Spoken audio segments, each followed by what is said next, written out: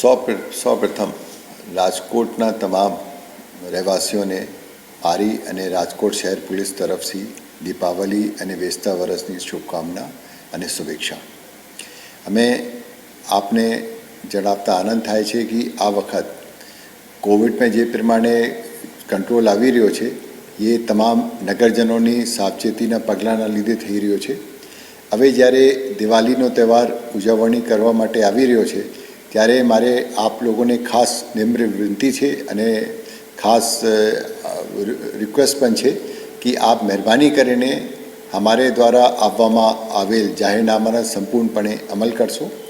એમાં કેન્દ્ર સરકાર અને ગ્રીન ટ્રિબ્યુનલ અને સુપ્રીમ કોર્ટના માર્ગદર્શિકા પ્રમાણે રાજ્ય સરકારે જે માર્ગદર્શિકા પાડી છે એમાં દરેક નગરજનોને દિવાળી કા તહેવાર ઉજવણી માટે રાત્રે 2 કલાક 8 થી 10 સુધી તક ફટાકડા ફોડવાની મંજૂરી છે અને બેસતા વર્ષની રાત્રે અમે ખાસ 35 મિનિટની મંજૂરી આપેલ છે.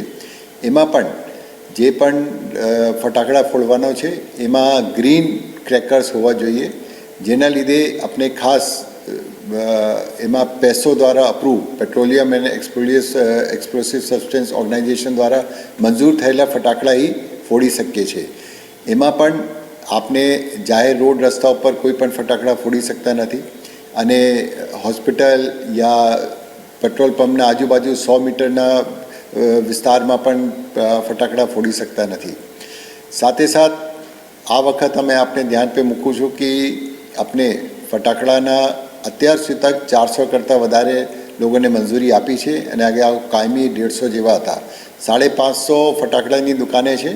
દરેકને આપણે ખાસ આયોજન પણ કર્યા છે અને સૂચના પણ આપી છે કે ફટાકડા લેવા માટે જ્યારે પણ નગરજન પહોંચે ત્યારે સોશિયલ ડિસ્ટન્સ ખાસ મેન્ટેન રાખે, માસ્ક પહેરીને ત્યાં બજારમાં ફરવાનો અને મહેરબાની કરીને ગીર્દી ના કરશો. આપણે બજાર મોડી રાત સુધી તક ખુલ્લા રહે છે, તમે અલગ અલગ સમય પર જવાનો અને સાવચેતીમાં ही સફળતા છે.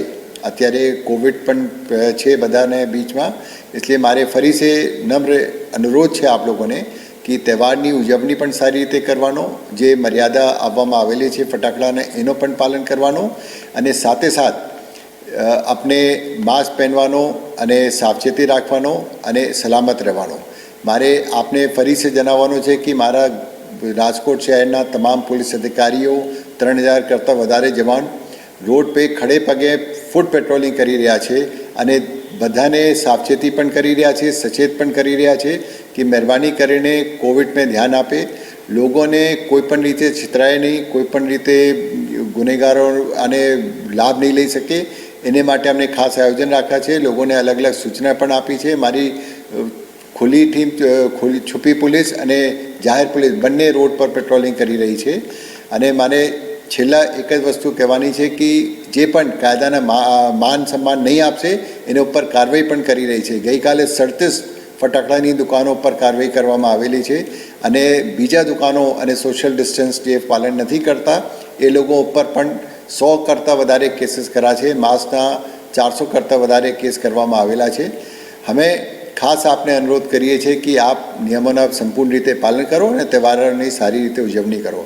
મારી તરફ સે અને મારે રાજકોટ શહેર પોલીસ તરફ સે તમામને ફરી સે દીપાવલી અને બેસતા વર્ષની શુભકામના. ધન્યવાદ.